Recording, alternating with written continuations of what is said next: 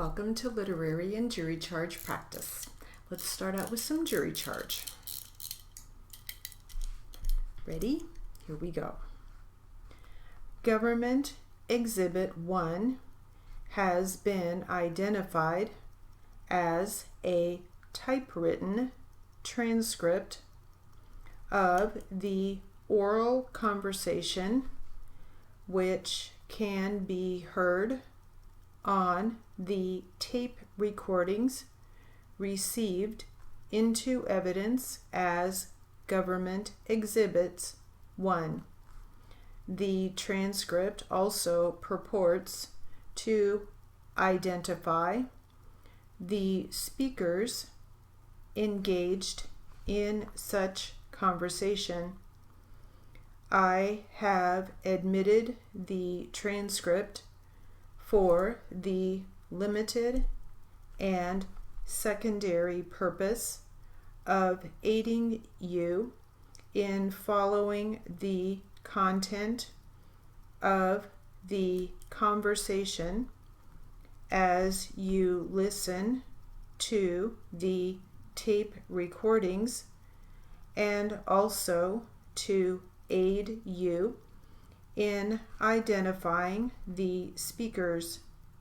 You are specifically instructed that whether the transcript correctly or incorrectly reflects the content of the conversation, of the identity of the speakers, is entirely for you to determine based upon your own evaluation of the testimony you have heard concerning the preparation of the transcript, and from your own examination of the transcript in relation to your hearing of the tape recordings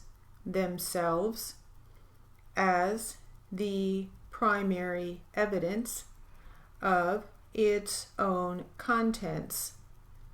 And if you should determine that the transcript is in any respect incorrect or unreliable, you should disregard it to that extent.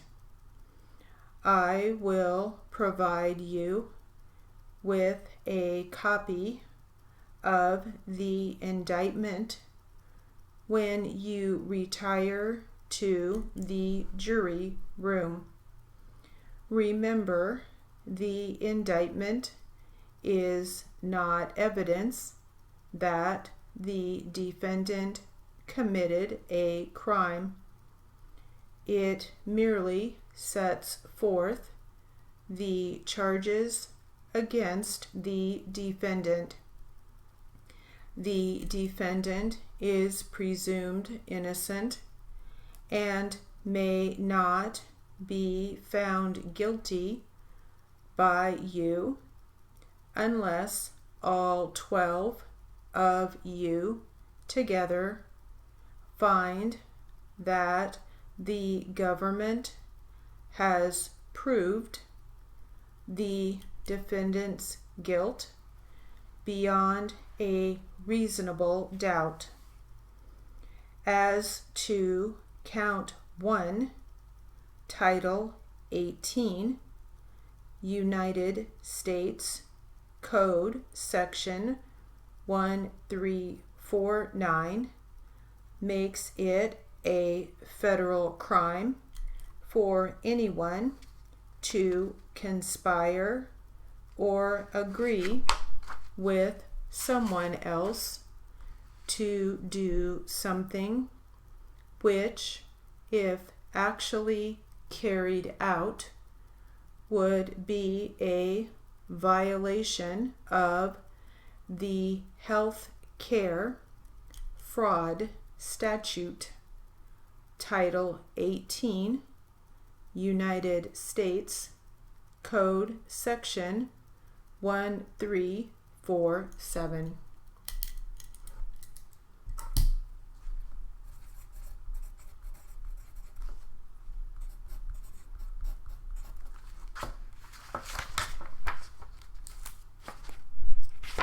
So let's see what we have here for some challenging words, maybe that need a little extra practice. We had typewritten, transcript, purports, engaged, secondary, specifically, evaluation,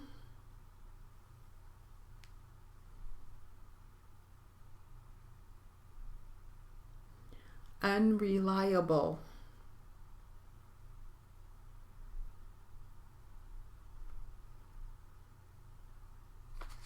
conspire, statute. I hope that's helpful.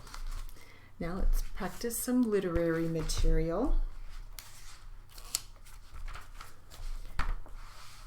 And this is an article from our Journal of Court Reporting, our NCRA magazine.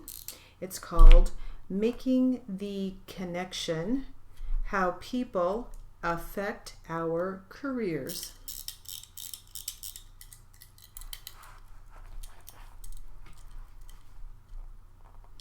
Here we go. We've heard, oh, the places you will go a lot this past year as NCRA President Nativa Wood, FAPR, RDR, CMRS has lauded all of the places our careers take us, a wide world of opportunities. And we think of courthouses, conference rooms, colleges and universities, sports venues, newsrooms, and interesting locations where we set up our writers all over the planet. But have you ever thought about the personal aspect of the places you will go? What people and relationships have come into your life because of your career choice?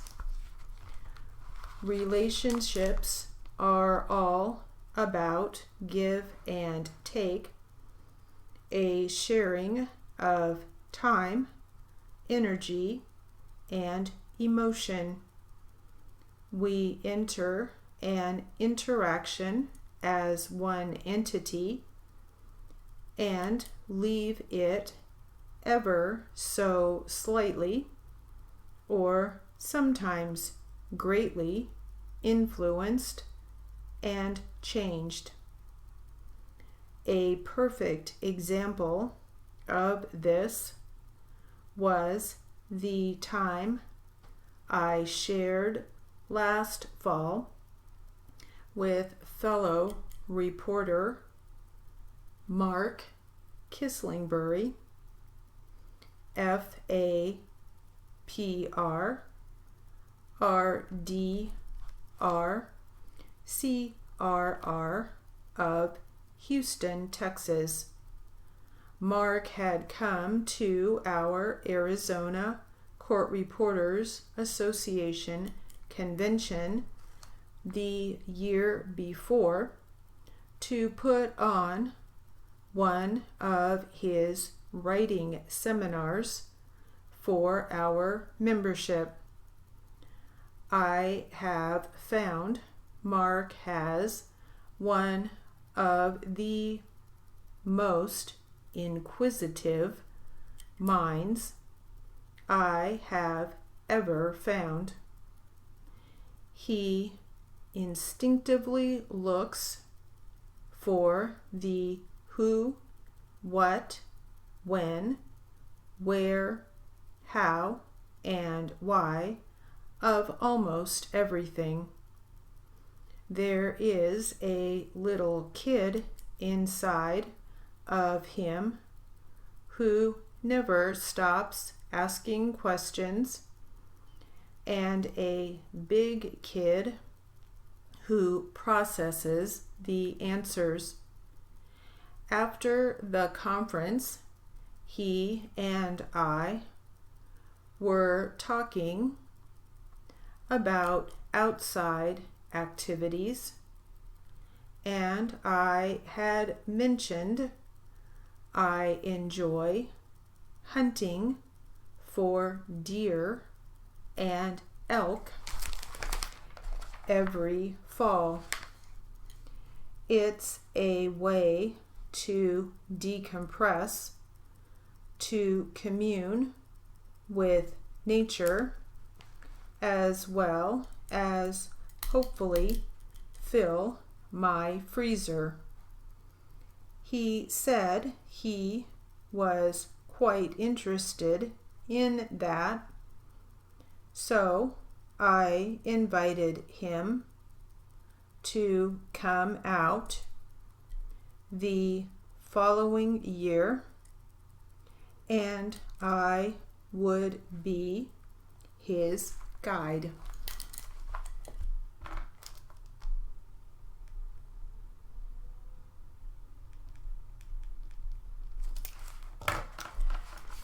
We will stop there and get back to that article in a bit. Now let's try some more jury charge practice.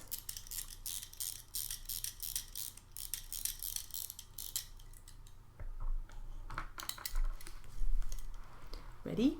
Here we go.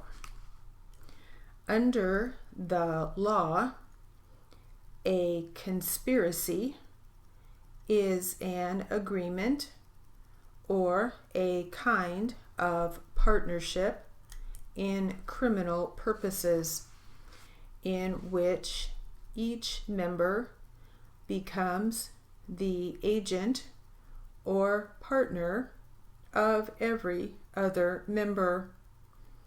What the evidence in this case must show beyond a reasonable doubt is, first, that the defendant and at least one other person in some way or manner came to a mutual understanding to try to commit health care fraud as charged in the indictment, and second, that the defendant, knowing the unlawful purpose of the plan to commit health care fraud, willfully joined in it. A defendant's state of mind can be proved indirectly from the surrounding circumstances known as circumstantial evidence. The government need not prove that a defendant was aware of specific regulations, nor need it introduce evidence that would conclusively demonstrate a defendant's state of mind. It suffices to show facts and circumstances from which you, the jury, can reasonably infer that a defendant knew his conduct was unauthorized or illegal. The Health Care Fraud Statute, Title 18, United States Code, Section 1347, makes it a federal offense for anyone in connection with the delivery of any health care benefits, items, or services to knowingly and willfully execute or attempt to execute a scheme, 1, to defraud any health care benefit program, or 2, to obtain by means of materially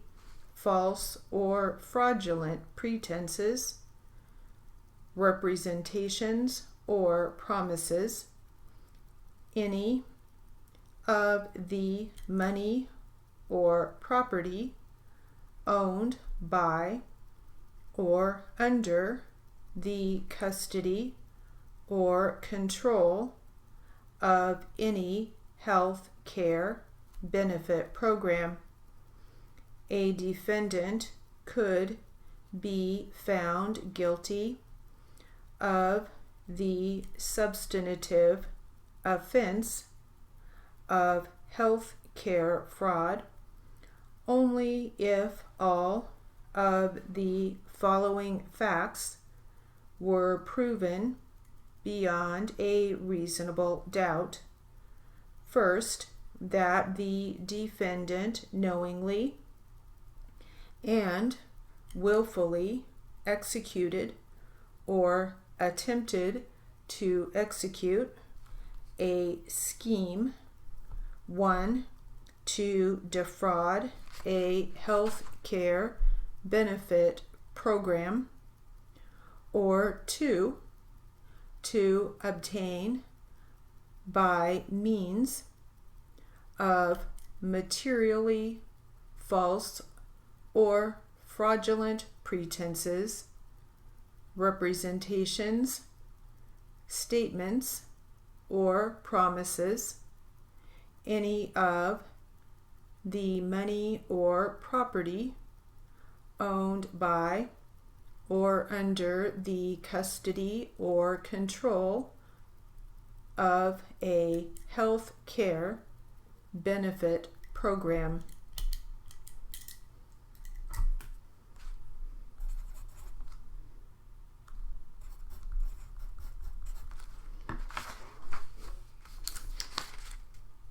All right, let's see some challenging words maybe to practice. We had conspiracy. Conspiracy.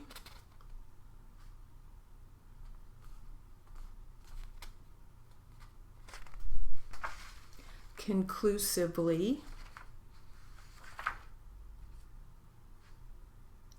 Unauthorized. Scheme. Materially. Fraudulent. Substantive. Substantive.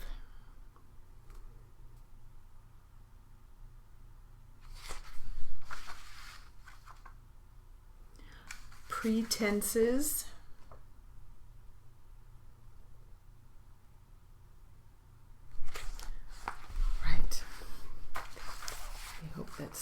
that's helpful to have those words for some extra focus and practice.